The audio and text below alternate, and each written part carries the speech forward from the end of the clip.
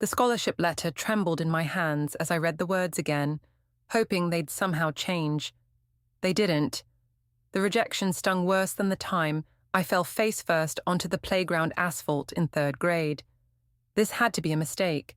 I'm Josephine, and until today, I thought I had my future perfectly mapped out. Top of my class, president of the robotics club, and more coding projects under my belt than most professionals. The Morrison Tech Scholarship was supposed to be my ticket to proving that women could dominate in tech. Instead, I was holding a rejection letter that made no sense. Your application showed promise but failed to meet our rigorous standards, I muttered, tossing the letter onto my desk. My phone buzzed, Whitney calling for the verdict. So, her excited voice chirped, "Did you get it?" "They rejected me," I said, my voice cracking. "I don't understand. My application was perfect." "That's impossible. You practically built an AI in your garage." I was about to respond when I heard voices downstairs, Dad and Mom arguing. Their words drifted up through the air vent, making my blood run cold. "Ralph, how could you?" Mom's voice was sharp. That scholarship was everything to her. "Evelyn, I did what any father would do. Axel needs this more than she does. He's the one who'll have to support a family someday." My fingers gripped the edge of my desk until my knuckles turned white. "You had no right to swap those applications," Mom hissed. "No right to forge her signature." The phone slipped from my hand, clattering to the floor. Whitney's voice called out from the speaker, but I couldn't move. Dad had switched my application with Axel's. My little brother, who barely passed his coding classes and spent more time playing video games than studying. Joe, are you there?" Whitney's voice snapped me back to reality. I picked up the phone with shaking hands. "Whitney, I need to call you back." Hanging up, I crept to the top of the stairs, straining to hear more. "She'll thank me one day," Dad was saying.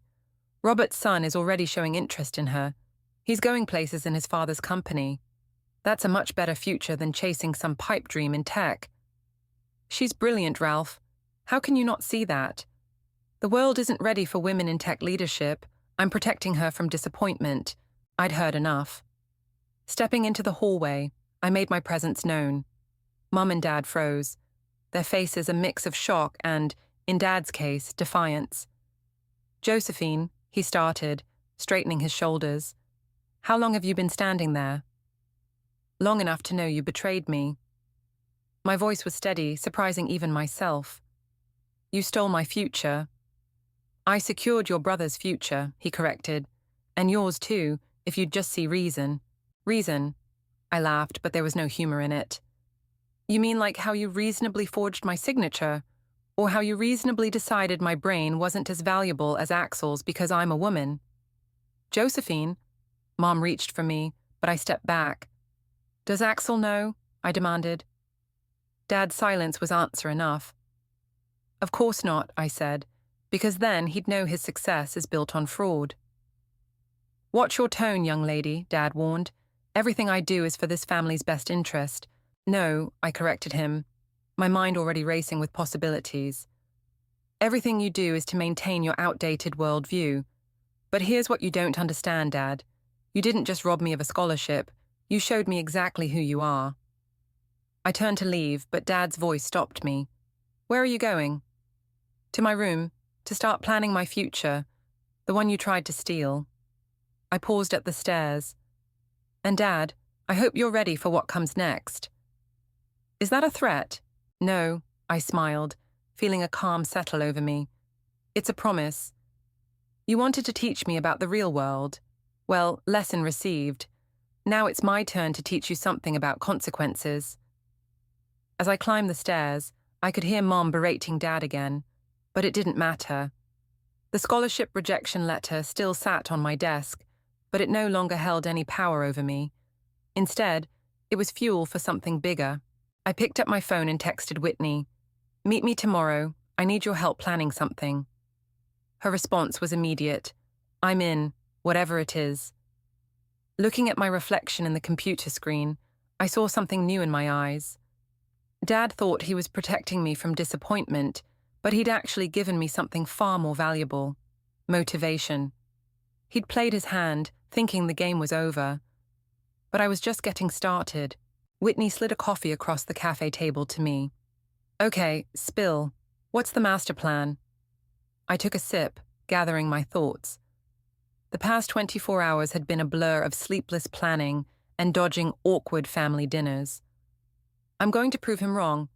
Not just about me, but about everything he thinks about women in tech. And how exactly are we doing that? Whitney leaned forward, her reporter instincts kicking in. First, I'm enrolling in Metro Community College. Their computer science program isn't Morrison Tech, but it's a start. I'll need 2 jobs to afford it, but... 3, Whitney interrupted, pulling out her laptop. My cousin's startup needs a part-time coder. The pay's decent, and more importantly, it's real tech experience. I reached across the table and squeezed her hand. You're amazing. I know. Now, what's step 2? Before I could answer, my phone buzzed. Dad's name flashed on the screen. I declined the call, but seconds later, a text appeared. We need to talk. Come home now. Ignore him, Whitney advised, reading my expression. He lost the right to demand anything when he committed fraud. I nodded, but my phone buzzed again. This time it was Mom. Please come home, sweetie. Let's work this out as a family. I should go, I sighed, gathering my things. Time to face the music. Whitney grabbed my arm. Remember, you're not the one who did anything wrong. The drive home felt longer than usual. When I pulled into the driveway, I noticed Axel's car was there too. Great, the whole family. Inside, they were waiting in the living room like some kind of intervention. Dad stood by the fireplace, Mum perched nervously on the couch, and Axel slouched in the armchair, looking confused. Sit down, Josephine, Dad commanded. I remained standing. I prefer to stand. Joe, Axel started. What's going on? Dad says you're upset about some scholarship. Why don't you ask him about the application he submitted in your name? I shot back. The one with my credentials on it. Axel's face scrunched in confusion. What? That's enough, Dad cut in. I've arranged a meeting with Robert and his son next week. They're very interested in... No, I interrupted. You don't get to arrange my life anymore. Be reasonable, he pleaded, his voice softening. The tech industry is brutal. You'll face discrimination, harassment. Like what you're doing right now. I pulled out my phone and showed them the Metro College application I'd already submitted. I'm going to college. I'm going to work in tech.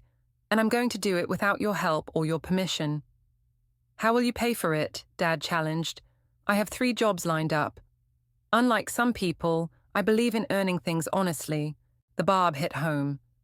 Dad's face reddened. You're making a mistake. No, your mistake was thinking you could control my future. And Axel. I turned to my brother. Congratulations on Morrison Tech. Hope you enjoy studying something you hate just to make Dad happy. Axel's eyes widened. Dad, what did you do? He switched our applications, I explained. Used my credentials to get you in. Hope you're ready for advanced programming courses, because that's what they're expecting based on my experience. Mom stood up, her voice shaking. Ralph, fix this. Call Morrison Tech. Tell them the truth. It's too late, Dad insisted. The decisions are final. So is mine, I declared. I'm moving out. Whitney's cousin has a spare room. You can't, Mom gasped. I can and I will. I'll come get my things tomorrow. I headed for the door, then paused. Oh, and Dad, remember how you always said actions have consequences? Well, you're about to learn exactly what that means. Are you threatening me? Dad's voice rose. No, I'm promising you that I'll succeed. And when I do, everyone will know how you tried to stop me. I opened the door. Axel, good luck with those programming classes. You're going to need it. As I walked to my car, I heard the front door open again. It was Axel. Joe, wait. He jogged up to me. I didn't know, I swear. I believe you, I said, softening slightly. But you've got a choice to make now. Are you going to keep playing Dad's game, or are you going to find your own path? He ran his hands through his hair, looking lost. I don't know what to do. Figure it out fast. Morrison Tech starts in 6 weeks, and they're expecting a coding prodigy. I got into my car and started the engine. By the way, they're big on data structures and algorithms. You might want to start studying. As I drove away, I caught a glimpse of Dad watching from the window. He thought he was protecting me from the harsh realities of the tech world. Instead, he'd just motivated me to prove him wrong in the most public way possible. Game on, Dad, game on. 3 months into my new life, and I was running on coffee and determination. The clock on my laptop showed 2 a.m. as I finished debugging code for Whitney's cousin's startup. My phone buzzed, another text from Mom. "Axel's struggling at Morrison. Please call him." I ignored it, just like I'd ignored the last dozen messages. My brother had made his choice by staying silent about Dad's scheme. Besides, I had my own challenges to handle. 6 hours later, I was manning the coffee shop counter, trying not to fall asleep standing up. "Triple espresso," a man in a crisp suit ordered, typing on his phone. "And whatever she's having." He gestured to the woman behind him. "Just water," she said. "Tyrese, we're already late for the meeting." My ears perked up at his name, Tyrese Black, the tech entrepreneur who'd been making waves with his innovative startup. I'd read about him in Tech Weekly. "Your payment system's throwing errors," he commented, still focused on his phone. "What?" I leaned over the counter, curious. "The card reader. It's rejecting valid cards every third transaction. Probably a buffer overflow issue." I smiled. "Actually, it's a race condition. The system tries to process new transactions before completing the previous ones." He looked up, finally making eye contact. "You code?" "Computer science major. I could fix it in about 20 minutes if you're interested." His companion checked her watch. "Tyrese, the meeting." "Can wait," he finished. "Show me." During my break, I walked him through the problem and my solution. His eyes lit up as I explained my approach to thread synchronization. "Where did you study?" he asked. "Metro Community College. Current student." "Not Morrison Tech. They'd kill for someone with your skills." I forced a laugh. "Funny story, actually." The bell above the door chimed. Axel walked in, looking like he hadn't slept in days. "Joe, we need to talk," he said, then noticed my company and stopped short. "I'm working," I replied coldly. "And I'm in the middle of something. It's about Dad. He's still trying to control everything? Color me shocked." I turned back to Tyrese. "Sorry about the interruption. As I was saying, the fix just needs—" "Please," Axel interrupted. "He's making me take advanced AI courses. I'm failing everything. The dean's asking questions about the discrepancy between my application and my performance." Tyrese raised an eyebrow, clearly intrigued by the drama unfolding. "Sounds like a you problem," I said, but my voice wavered. "Maybe talk to the person who actually wrote that application." "Joe," my brother's voice cracked. "Help me, please." For a moment, I almost gave in. Then I remembered Dad's words. The world isn't ready for women in tech leadership. "You know where to find me when you're ready to tell the truth," I said firmly. "Until then, good luck with those algorithms." After Axel left, Tyrese handed me his business card. "I'm hosting a tech conference next month. Submit a proposal for the programming track. Your insights on concurrent systems could be valuable." "I don't have the credentials. You have the knowledge. That's what matters." He smiled. "And I'm curious to hear the rest of that funny story about Morrison Tech." Later that night, I collapsed onto my bed in Whitney's cousin's spare room, only to be interrupted by my phone ringing. It was Georgia, Mum's friend from church. "Your mother's worried sick," she said without preamble. "Did Dad put you up to this?" "No, but I was at your house earlier. Axel was having a breakdown about his classes. Your father kept insisting he just needs to work harder." I sat up. "Did Axel tell them the truth?" "Almost. He started to explain about the application, but your father shut him down. Josephine, something's going to break soon. I can feel it." After hanging up, I stared at Tyrese's business card. A tech conference could be the perfect platform to expose everything. But was I ready for the fallout? My phone buzzed again, a text from Whitney. Just heard from my cousin. Some big shot named Tyrese Black was impressed with your code fix. Girl, spill. I smiled, typing back. Remember how we talked about proving Dad wrong? I think I just found my chance. The response was immediate. I'm coming over. This requires wine and plotting. As I waited for Whitney, I pulled up the tech conference website. The submission form stared back at me, cursor blinking in the presentation title field. After a moment's thought, I typed, Breaking the Code, How Systemic Bias Corrupts Tech from the Inside Out. Dad wanted to protect me from the harsh realities of the tech world. Instead, he'd given me the perfect case study to expose those very realities. And thanks to Tyrese, I now had a platform to tell my story. The question was, how many others would recognize their own stories in mine? Your proposal's been accepted, Tyrese announced, sliding a tablet across his sleek office desk. But I have to ask, are you sure you want to go this public? I scanned the acceptance email, my heart racing. Truth deserves an audience. Speaking of audiences, he leaned back in his chair. Your family situation has created quite a buzz at Morrison Tech. The dean called me yesterday. My head snapped up. What? Seems your brother's spectacular failure in advanced programming raised some red flags. They're investigating potential application fraud. A knock at the door interrupted us. Georgia walked in, surprising me. Sorry I'm late, she said, taking a seat. Traffic was terrible. You two know each other? I asked, confused.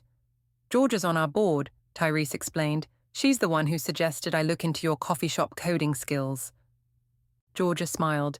I've been watching this situation unfold for months. Your father's actions, they're not isolated incidents, Josephine. They're symptoms of a bigger problem. Which is exactly what my presentation will address, I said, pulling up my slides on the tablet. I've been documenting everything. The application swap, the forged signatures, the aftermath. Your mother called me this morning, Georgia mentioned casually. Apparently, there's a family dinner tonight. Your father's invited some board members from Morrison Tech. Damage control, I guessed. He must know they're investigating. Are you going? Tyrese asked. Wasn't invited. I tried to keep the hurt from my voice. Besides, I have my presentation to work on. Georgia's phone buzzed. She read the message and let out a low whistle. Well, you might want to reconsider. Your brother just texted me. He's planning to come clean tonight. My fingers froze over the tablet. He's what? Says he can't take the pressure anymore. He's failing every class, and the dean's demanding explanations. Tyrese leaned forward. This could change everything. If Axel confirms the fraud, it would validate my entire presentation, I finished. But he's still your brother, Georgia completed softly. My phone lit up with a text from Axel. I'm telling them tonight. You should be there. Please. Go, Tyrese urged. This is bigger than a conference presentation now. This is your chance to face it head on. 2 hours later, I stood on my parents' doorstep, heart pounding. Whitney had helped me pick out a professional outfit, a subtle armor for the battle ahead. Mum opened the door, her face lighting up. Josephine, I didn't think... Axel invited me, I cut her off, stepping inside. The dining room was tense. Dad sat at the head of the table, looking older than I remembered. 2 Morrison Tech board members occupied one side, while Axel sat alone on the other, pale and fidgeting. What is she doing here? Dad demanded. I invited her, Axel stood up, because everyone needs to hear the truth. Sit down, Dad ordered. We're here to discuss your academic performance, nothing else. Actually, one of the board members spoke up, we're here to discuss discrepancies in the scholarship application process. Dad's face reddened. I can explain. No, Dad, Axel interrupted. I will. He turned to the board members. The application you received under my name, it wasn't mine, it was Josephine's. Dad switched them and forged signatures. The room erupted in chaos. Mom gasped, The board members started furiously taking notes, and Dad just sat there, deflated. "Is this true?" one board member asked me directly. I pulled out my phone and played the recording I'd made months ago. Dad's confession to Mom about the swap. The room fell silent as his words filled the air. I did what any father would do. The world isn't ready for women in tech leadership. "I think," the other board member said slowly, "we need to take this to the full board immediately." Dad finally found his voice. "I was protecting my family." "No," I cut in. "You were protecting your outdated worldview, and now everyone knows it." As the board members left with promises of a full investigation, Axel approached me. "I'm sorry it took me so long to speak up." I hugged him, surprising us both. Better late than never. "Josephine," Dad called as I turned to leave. "What happens now?" I paused at the door. "Now, I give my presentation at the tech conference. I tell our story. And maybe, just maybe, it helps prevent other fathers from making the same mistake." Walking to my car, I texted Tyrese, "It's done. Story confirmed. Time to make it count." His response was immediate. "Conference hall holds 500 people. Every seat will be filled." I smiled, feeling lighter than I had in months. Dad thought he was protecting me from the tech world's harsh realities. Instead, he'd given me the perfect platform to change them. Sometimes the best revenge isn't just success. It's using that success to make sure no one else faces the same betrayal. The Morrison Tech investigation was making headlines when Mom showed up at my apartment unannounced. She clutched a newspaper, her hands shaking. "Your father's been asked to resign from his position," she said, sinking onto my couch. "The company, they're concerned about liability." I continued typing my presentation notes. Actions have consequences. Isn't that what he always taught us? "The board meeting's tomorrow. They're reviewing Axel's scholarship." She paused. "They want you to testify." My fingers froze over the keyboard. "What about Axel?" "He's already agreed to withdraw. Says he wants to switch to business school anyway."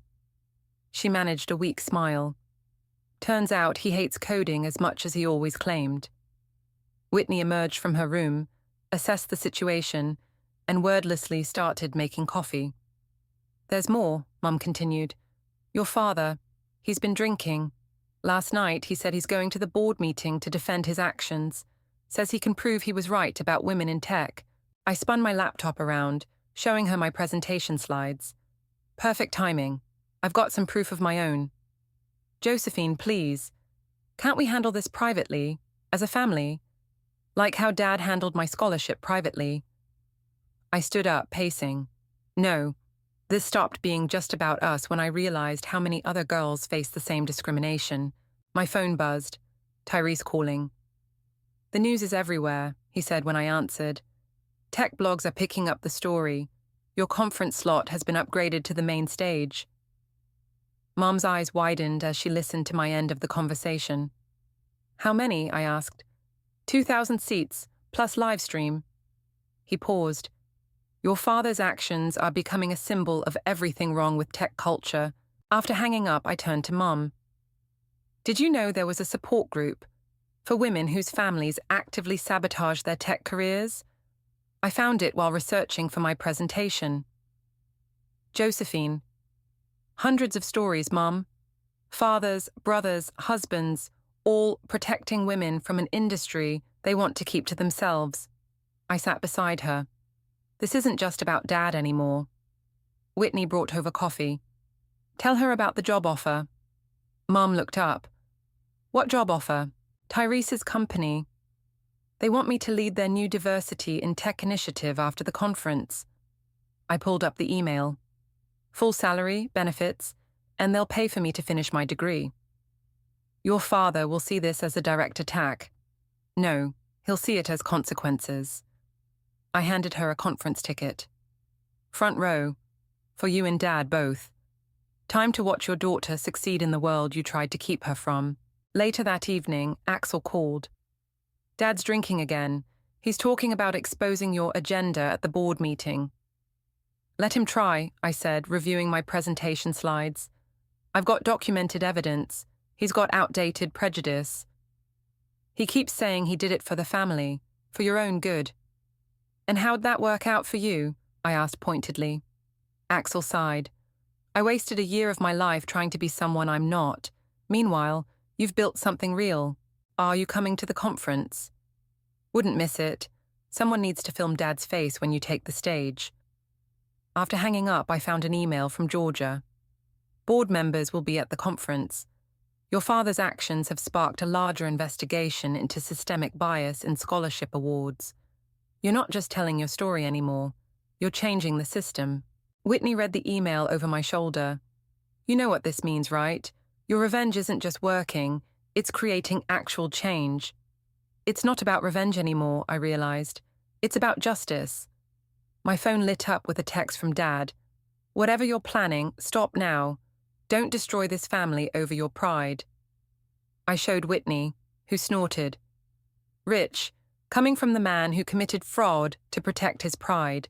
He still doesn't get it, I said, typing my response. Tomorrow you'll hear my voice. The voice you tried to silence. Bring your best defense. You'll need it. I attached my presentation title slide, Breaking the Code, A Father's Betrayal, and the Tech Industry's Hidden War on Women.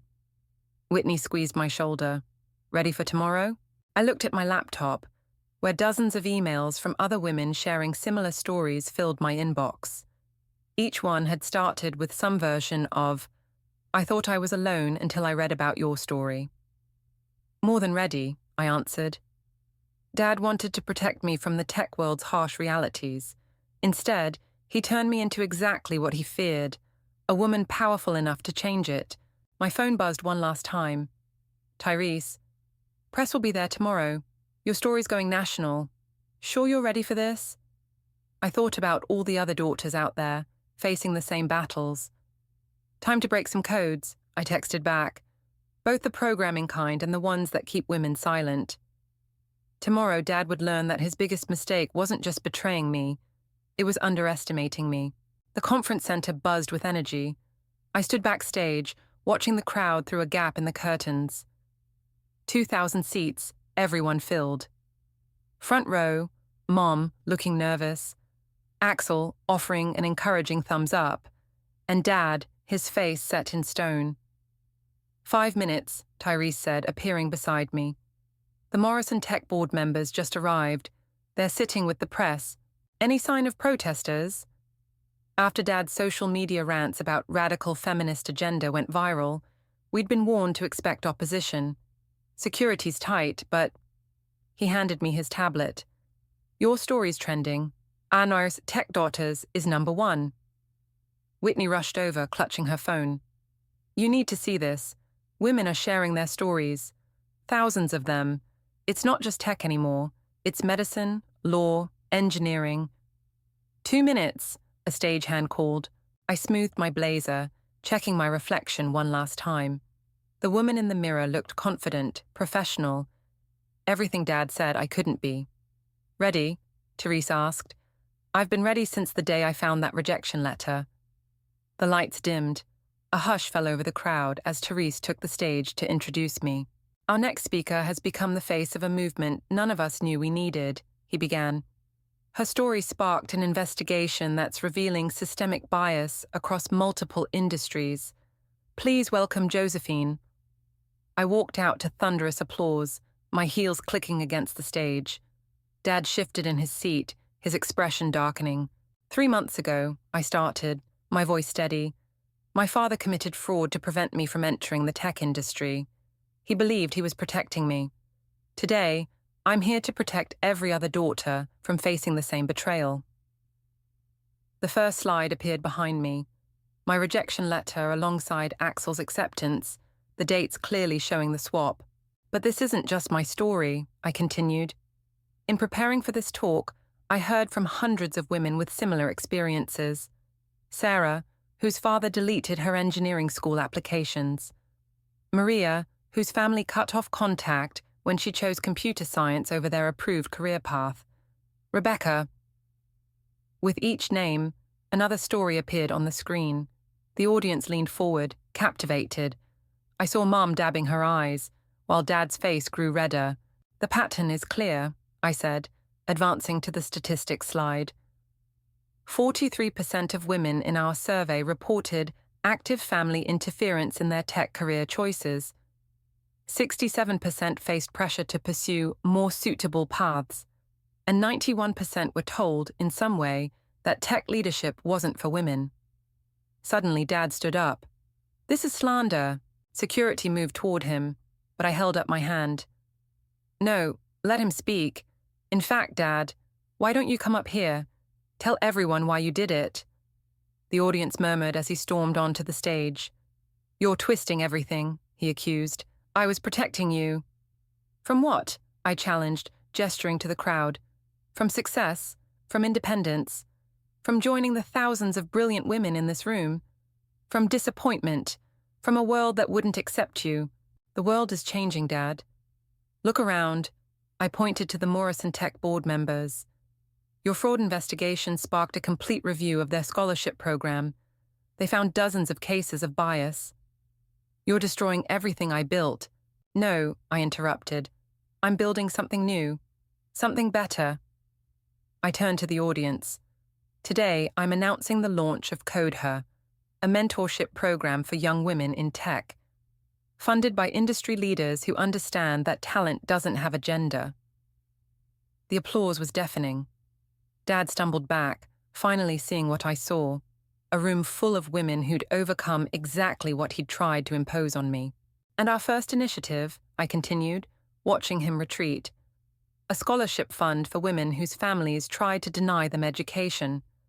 We're calling it the Second Chance Fund." More applause. Mom was openly crying now, while Axel filmed everything on his phone, grinning. "You see, Dad," I said, my voice carrying over the crowd, "you taught me that actions have consequences. So here are yours. Your daughter isn't just succeeding in tech, she's helping rebuild the system you tried to use against her." He fled the stage as the audience rose in a standing ovation. I saw Georgia nodding proudly, Whitney wiping away tears, and Tyrese already fielding press inquiries. After the presentation, Mom found me backstage. "Your father's gone home," she said quietly. "But Josephine, I'm so proud of you. Even though I exposed everything?" "Because you exposed everything." She hugged me tight. "You're changing lives." My phone was flooded with notifications, messages from women sharing their stories, companies offering partnerships, media requesting interviews.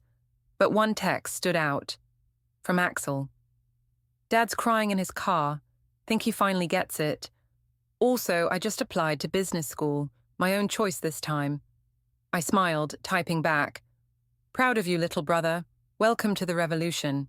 Because that's what this had become. Not just revenge, but revolution.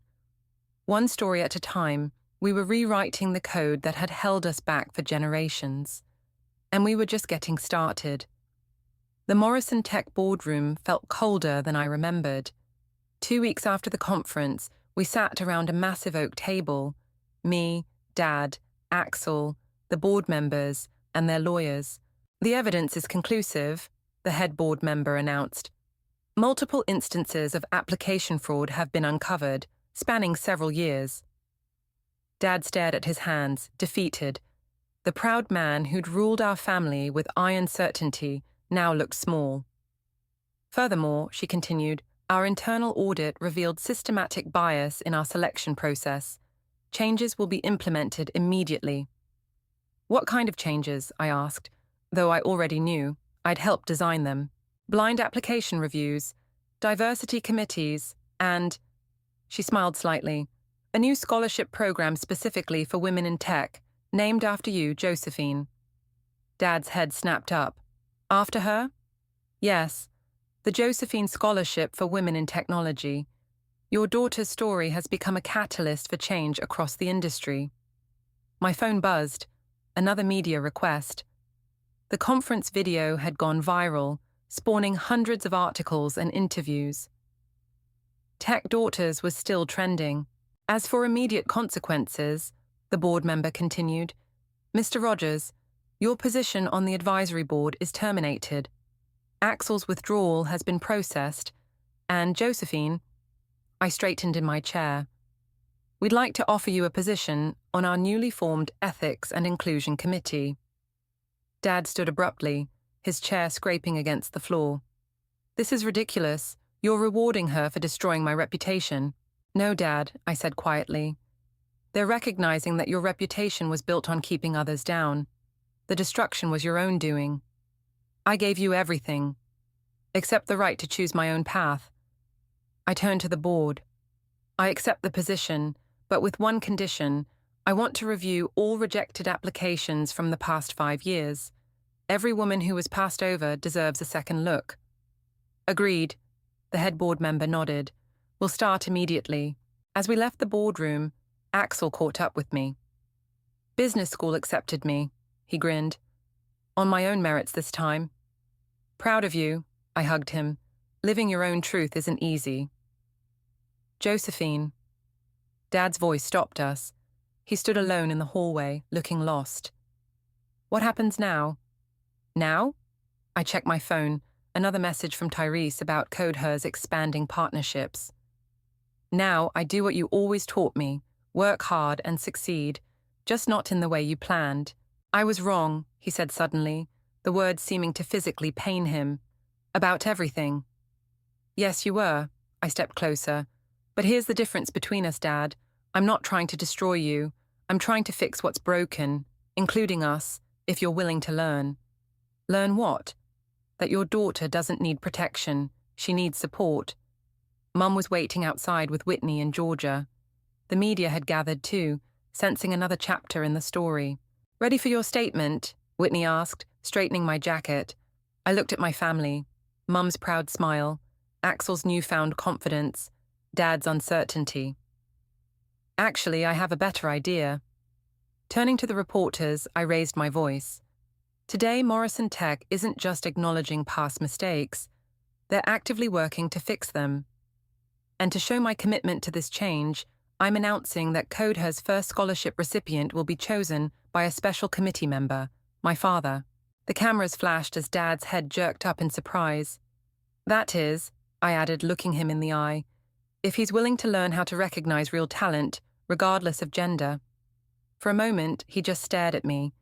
Then, slowly, he nodded. I'd like that. Georgia squeezed my arm. Now that's how you create real change, by transforming opponents into allies. Later that evening, at a family dinner that felt different from all those that came before, Dad cleared his throat.